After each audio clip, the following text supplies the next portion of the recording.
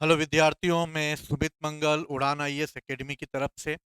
और आज हम जिस विषय पर चर्चा करने वाले हैं वो है 22 अप्रैल 2025 को हमारे कश्मीर के पहलगांव में होने वाली एक ऐसी घटना पर जिसने पूरे भारत को स्तंभ करके रख दिया। 22 अप्रैल 2025 को एक आतंकवादी संगठन ने भारत में 26 लोगों की हत्या कर दी।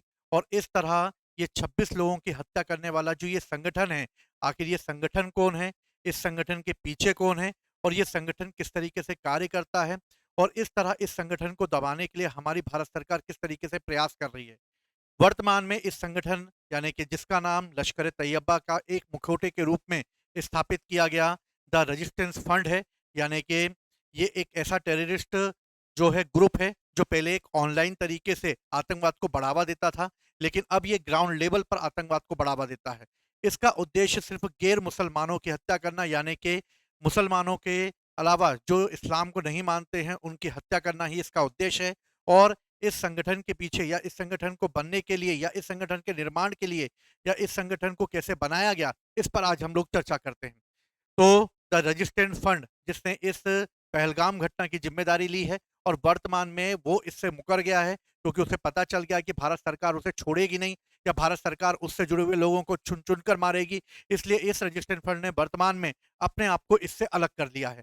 लेकिन इस फंड ने जिम्मेदारी ली है, आखिर ये फंड क्या है ये हमें जानने के लिए आज हम लोग इसी टॉपिक पे बात करेंगे। अगर हम बात करें तो 22 अप्रैल की वो घटना घटित हुई, और 22 अप्रैल को जो ये घटना घटित हुई उसकी जिम्मेदारी एक संगठन के द्वारा ली गई, और उस संगठन का नाम था द रजिस्टेंट फंड। ये रजिस्टेंट फंड जो है वो कैसे कार्य करता है, किस तरीके से इसके उद्देश्य होते हैं, आज हम इस पर बात करेंगे।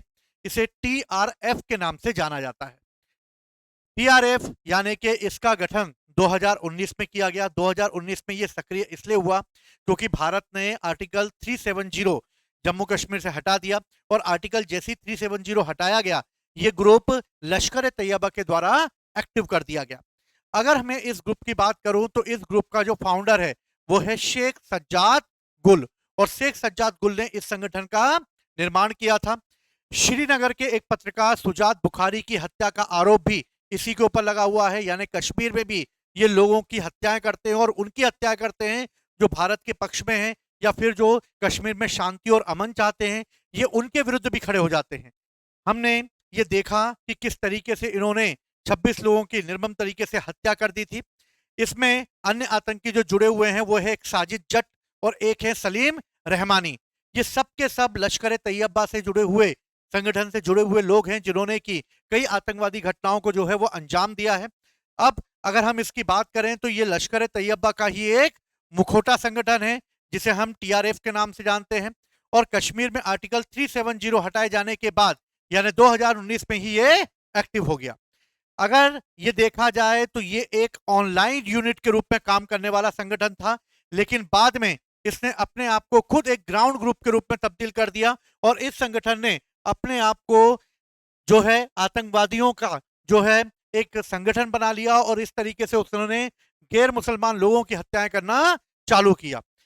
इसी टीआरएफ ने जम्मू कश्मीर के लिए सबसे बड़े आतंकवादी खतरे के रूप में ये उभर कर आया, और 6 साल से कश्मीर में सबसे ज्यादा अगर टारगेट कुछ किए गए हैं या सबसे ज्यादा टारगेट किसी पर किया गया है तो इसी टीआरएफ ग्रुप के द्वारा किया गया है।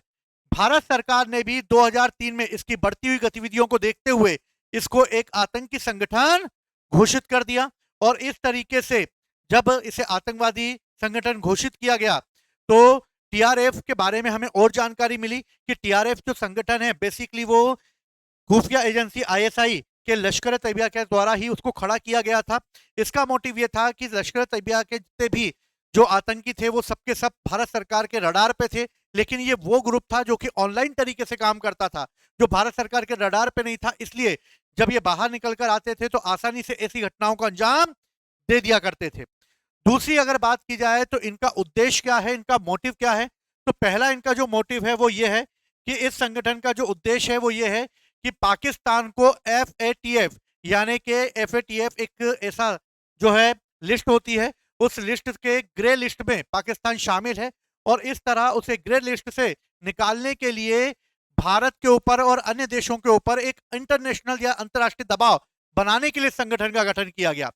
एफटीए ग्रे लिस्ट जो है वो उन देशों की सूची है जिन पर मनी लॉन्ड्रिंग या आतंकवादियों को वित्त पोषित करने यानी कि फाइनेंस देने के लिए यह संगठन बनाया जाता है। और कानूनों में रणनीतिक कमियां जो है वो ये दिखाता है कि ये जो है वो प्रॉपर तरीके से आतंकवाद को नहीं रोक पा रहे हैं देश। इस तरह इन लोगों को चेतावनी दी जाती है कि वो जल्द से जल्द ये देश सुधार करे, और पाकिस्तान उन्हीं देशों में आता है और इसलिए पाकिस्तान को FATF ग्रे की लिस्ट में रखा गया है।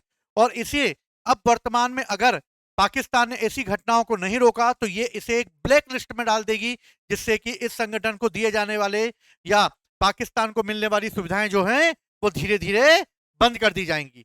अगर देखा जाए तो पाकिस्तान लगातार ऐसी आतंकवादी घटनाओं को अंजाम देता आया है। इसी क्रम में टीआरएफ ने वर्तमान में भारत में कई बार ऐसे आतंकी हमले किए हैं। जैसे अप्रैल 2020 में केरन सेक्टर में उन्होंने 5 सैनिकों को शहीद कर दिया। अक्टूबर 2020 में कुलगाम में भाजपा कार्यकर्ताओं की हत्या कर दी। 2020 में श्रीनगर में सेना के 2 राष्ट्रीय राइफल पर हमला कर दिया इन लोगों ने। फरवरी 2023 में पुलवामा में कश्मीरी पंडित संजय शर्मा की हत्या कर दी इन्होंने। और फिर अक्टूबर 2024 में गंदेरबल में आतंकवादी हमला करके इन्होंने एक डॉक्टर और 6 प्रवासी श्रमिकों की हत्या कर डाली है। इस तरीके से अगर देखा जाए तो ये ग्रुप धीरे धीरे एक्टिव हो रहा है और धीरे धीरे ये उन लोगों की हत्या कर रहा है जो जम्मू कश्मीर में शांति स्थापित करना चाहते हैं, जो जम्मू कश्मीर को वापस से जो है एक उन्नत राज्य में तब्दील करना चाहते हैं। ये उन लोगों के खिलाफ है जो कश्मीरी जनता के आम लोगों के खिलाफ है, और इस तरह के ऐसे संगठन को तत्काल के तत्काल समाप्त कर दिया जाना चाहिए। भारत सरकार तत्काल इनसे जुड़े हुए लोगों को, इन जुड़े हुए आतंकवादियों को ढूंढ रही है और धीरे धीरे इनको समाप्त किया जाएगा। इस संगठन की अगर बात की जाए तो ये संगठन जो है वो ऑनलाइन तरीके से भी जो है आतंकवाद को बढ़ाने का काम करता है। दूसरी तरफ देखा जाए तो टीआरएफ कश्मीरी पंडितों, हिंदू, सिख कर्मचारियों और प्रवासी मजदूरों को ही टारगेट बनाता है, यानी कि सामाजिक सौहार्द बिगाड़ने का ये पूरा काम करता है। इसका मोटिव सिर्फ गैर मुसलमान लोगों की हत्या करना होता है। टीआरएफ जो है कभी भी फिदायनी हमले नहीं करते हैं, बल्कि ये टारगेट हमले करते हैं। और इन्हीं में से कुछ युवाओं का एक नया क्रेडर तैयार कर दिया गया है जो सुरक्षा बल के अभी रडार पर नहीं है, लेकिन भारत सरकार जल्द से जल्द इसे अपने रडार पर ले आई है और जल्दी से जल्दी इन सबको नस्ते नाबूद कर दिया जाएगा। टीआरएफ ने सेना पर हमला करने के लिए एक तरीके की फोटोग्राफी भी ये लोग करते हैं, जिससे ये जिस जगह पर हमला करना चाहते हैं उस जगह की पूरी फोटोग्राफी करके फिर एक योजना बनाकर उस तरीके से ये हमला करते हैं। और इस तरह ये बॉडी कैमरों का यूज करते हैं, अपनी बॉडी पर लगाते हैं जिससे कि वो वहां का चित्र ले सके। और इस तरह कई आतंकवादी जो हैं वो भारत में इस तरह के संगठन बनाकर भारत को लगातार कमजोर करने का प्रयास करते हैं। लेकिन भारत एक मजबूत राष्ट्र है और जब भी ऐसी घटनाओं के साथ वो अपनी मजबूती से खड़ा रहेगा। भारत में इतनी बड़ी घटना होने के बावजूद भी भारत जो है वो एक शांति प्रिय देश के रूप में है। अंतर्राष्ट्रीय स्तर पर वो अपना नाम कमाए हुए है और जल्द से जल्द वो आतंकवाद को खत्म करने के लिए भी प्रतिबद्ध है। और सभी देश जो वर्ल्ड में भारत के साथ खड़े हुए हैं वो सभी आतंकवाद से परेशान हैं और पाकिस्तान इसका एकमात्र आका बनकर बैठा हुआ है। और जल्द से जल्द पाकिस्तान की साजिश को हम पर्दाफाश कर देंगे और इस तरीके से पाकिस्तान जो अपनी घटनाएं घटित कर रहा है, जो छुपे जो काम कर रहा है, वो इंटरनेशनल लेवल पर उभर कर सामने आएगी। तो ये टीआरएफ संगठन को जल्दी से समाप्त करने के लिए सरकार प्रतिबद्ध है और जल्दी ही इसे समाप्त किया जाएगा। तो ऐसी घटनाएं दोबारा ना हो सके और ऐसी घटनाओं को तत्काल भारत रोकने का प्रयास करेगा।